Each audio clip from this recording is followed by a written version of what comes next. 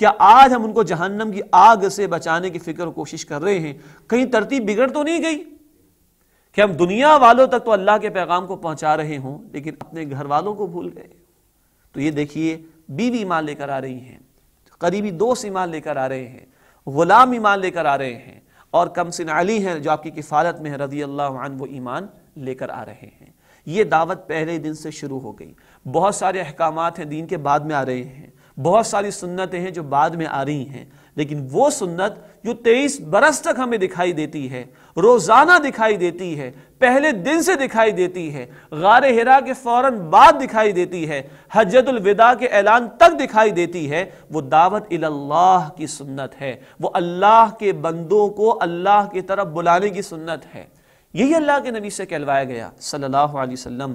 سورہ یوسف کی آیت نمبر 108 میں قل، اے نبی صلی اللہ علیہ وسلم فرما دیجئے، ہذہ سبیلی، یہ میرا راستہ ہے، اٹس مائی وے، ادعو الی اللہ، میں اللہ کی طرف بلاتا ہوں، علی بصیرۃ، پوری بصیرت کے ساتھ، انا، میں بھی یہ کام کر رہا ہوں، ومن اتبعنی، اور جو میری اتباع کر رہے ہیں، میری پیروی کر رہے ہیں، مجھے فالو کر رہے ہیں، وہ بھی یہ کام کر رہے ہیں۔ ابو بکر صدیق نے قبول کیا، انہوں نے بھی کام کرنا شروع کر دیا، اور آگے ذکر آئے گا علی نے قبول کیا تو وہ بھی کھڑے ہو گئے کہ میں آپ کا ساتھ دوں گا صلی اللہ علیہ وسلم رضی اللہ تعالی عنہ۔ غور فرمائیے، اللہ کے نبی صلی اللہ علیہ وسلم کی تمام سنت مبارک ہے، ایک ایک سنت قیمتی ہے، لیکن ہم کہتے ہیں نیور سیٹل فار دا لیس، خوب سے خوب تر کی تلاش ہونی چاہیے۔ 23 برس کی سنت کیا تھی؟ ڈے 1 سے، پہلے دن سے سنت کیا تھی؟ وہ اللہ کے اس پیغام کو آگے پہنچانے کا معاملہ ہے۔ اللہ ہمیں اس سنت کو بھی، 23 برس کی سنت کو بھی ادا کرنے کی توفیق عطا فرمائے۔ اسی دوران اللہ کی طرف سے نماز کا حکم بھی آ جاتا ہے۔ جبرائیل آتے ہیں ایک روایت کے مطابق، وضو کا طریقہ بھی سکھاتے ہیں، نماز بھی سکھاتے ہیں، اللہ کے نبی حضرت خدیجہ کو سکھاتے ہیں رضی اللہ تعالی عنہا۔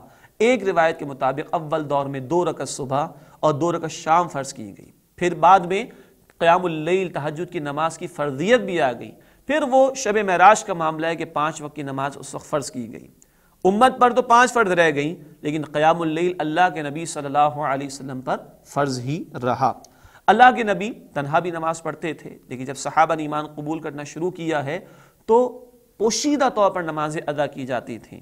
مکے سے ذرا ہٹ کر پہاڑوں کی طرف چلے گئے، کئی گھاٹیوں میں چلے گئے، چھپ کر پوشیدہ طور پر نمازوں کا سلسلہ ابھی جاری تھا۔ اسی دوران حضرت ارقم رضی اللہ تعالیٰ عنہ کا گھر ہے، دار ارقم جسے کہا جاتا ہے، وہ مسلمانوں کا ایک سینٹر بن گیا، ایک مرکز بن گیا۔ جو لوگ ایمان قبول کرتے ان کو وہاں جمع کیا جاتا تھا۔ کوئی صفا کے قریب یہ گھر واقع تھا، اور جتنی آیات نازل ہو جاتی اللہ کے نبی ان کو سنایا کرتے تھے۔ معلوم ہوا کہ اس دعوت کے لیے دراصل اولین ذریعہ جس شے کو بنایا گیا وہ قرآن ہے۔ جتنا قرآن نازل ہوتا آپ صحابہ کو سکھاتے تھے، سناتے تھے، یاد کراتے تھے، تاکہ ان کے دلوں میں ایمان مضبوط ہو اور وہ حق کی راہ پر استقامت کے ساتھ ڈٹے رہیں اور اللہ کے تقاضوں پر عمل کرتے رہیں۔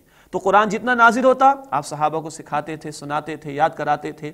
یوں نمازیں بھی ابھی پوشیدہ طور پر چل رہی ہیں، اور دار ارقم میں بھی تعلیم و تربیت کا سلسلہ جاری ہے۔ معلوم ہوا کہ دعوت کے اولین مرحلے میں جبکہ اس کی مخالفت کا اندیشہ زیادہ شدید ہو اور لوگ ابھی دعوت سے نامانوس ہوں، تو پبلکلی اور اوپنلی دعوت کے مقابلے میں انفرادی طور پر 1 to 1 بیسس پر پرسنلی لوگوں کے پاس جا کر، تنہائی میں جا کر دعوت رکھنا یہ زیادہ مفید ہوا کرتا ہے۔ سلسلہ جاری رہا، لیکن کب تک پوشیدہ رہے گا؟ مکے والوں کو، قریش کے لوگوں کو سنگن ملنا شروع ہو گئی۔ ایک دن کا واقعہ ہے، اللہ کے نبی صلی اللہ علیہ وسلم حضرت علی رضی اللہ تعالیٰ عنہ کے ساتھ کہیں گھاٹی میں موجود تھے، نماز ادا کر رہے تھے۔ ابو طالب کا گزر ہو گیا، جعفر بھی ان کے علی کے بھائی تھے رضی اللہ عنہ، ان کا گزر بھی ہو گیا۔ ابو طالب پوچھتے کہ محمد یہ کیا ہے صلی اللہ علیہ وسلم؟ فرمائے کہ چچا جان، اللہ نے اس طرح عبادت کا طریقہ بتایا ہے، ہم اللہ کی عبادت اس طرح کریں گے۔ علی سے پوچھا ابو طالب نے بیٹے سے، علی تم یہ کیا کر رہے ہو؟ کہا میں محمد پر ایمان لے آیا ہوں صلی اللہ علیہ وسلم، اور جو حق بات ہے وہ میں نے قبول کر لی، جیسے یہ بتاتے ہیں ویسے میں عمل کرتا ہوں۔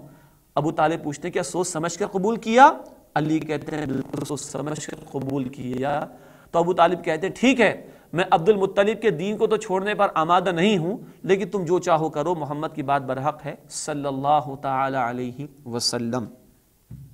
اب معاملہ اور آگے بڑھتا ہے 3 برس تک تو یہ سلسلہ چلتا رہا، 1 to 1 بیسس پر، انفرادی سطح پر، ذاتی رابطے کے ذریعے سے دعوت کا سلسلہ جاری ہے، لیکن رب کا حکم بھی آ گیا۔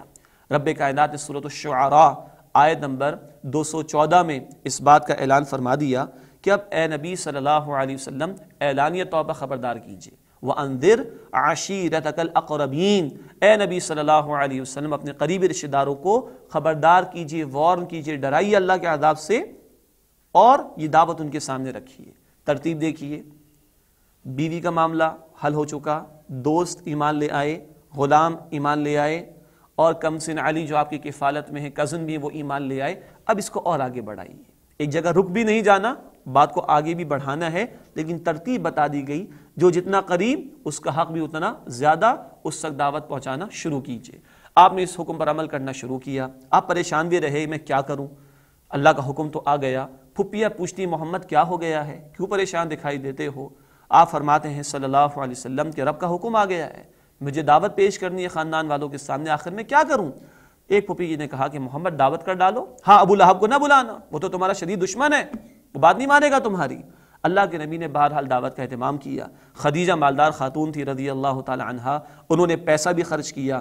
زید اور علی کمسن ہیں بھی، چھوٹے ہیں، وہ بھی دعوت کے اہتمام کے اندر لگے ہوئے ہیں۔ خود خدیجہ دیگوں کے پاس بیٹھی ہوئی ہیں، 40-50 کے لگ بھگ لوگ جمع ہو چکے ہیں، کھانا مکمل ہو چکا ہے۔ ابو لہب بولتا ہے کہ بھتیجے اے محمد صلی اللہ علیہ وسلم، یہ تمہارے سب چچا وغیرہ بیٹھے ہوئے، کوئی ایسی بات نہ کہنا کہ ہمیں قریش سے ٹکر لینی پڑ جائے یا عرب کے لوگوں سے ٹکر لینی پڑ جائے، وہ ہمارے بس کی بات نہیں۔ چلا اٹھا اور معاملہ رفع دفع ہو گیا۔ دعوت کھانے کی تو ختم ہو گئی، لیکن دعوت اللہ کی طرف وہ بات مکمل نہ ہو سکی۔ اللہ کے نبی صلی اللہ علیہ وسلم نے کچھ دن کے بعد پھر لوگوں کو جمع فرمایا، پھر کھانے کا اہتمام ہوا، اور آپ کو اندازہ تھا کہ ابو لہب پھر معاملے کو اچک لینے کی کوشش کرے گا۔ جیسے ہی کھانا ختم ہوا، لوگوں نے دودھ بھی نوش کر لیا، تو آپ نے ان کے سامنے دعوت رکھی کہ دیکھو، قافلے کا رہنما کبھی قافلے والوں سے جھوٹ نہیں بولتا۔ اللہ کی قسم، میں اگر دنیا والوں سے جھوٹ بولتا بالفرض، تم سے کبھی نہ بولتا۔ اللہ کی قسم، میں دنیا والوں کو دھوکہ دیتا بالفرض، تمہیں کبھی نہ دیتا، تم تو میرے اپنے ہو۔ یاد رکھو، مجھے تمام انسانوں کے لیے رسول عمومی طور پر بنایا گیا، تمہاری طرف خصوصی طور پر بنایا گیا۔ یاد رکھو، جیسے تم روزانہ رات کو سوتے ہو، ایک دن تمہیں موت آ جائے گی۔ جیسے تم روزانہ صبح بیدار ہوتے ہو، قیامت کے دن تمہیں دوبارہ کھڑا کیا جائے گا، اور ہر بھلائی کا بدلہ بھی سامنے آ جائے گا، ہر بدی کی سزا بھی سامنے آ جائے گی۔ پھر یا تو جنت ہے ہمیشہ ہمیش کے لیے، یا جہنم کا معاملہ ہے ہمیشہ ہمیش کے لیے۔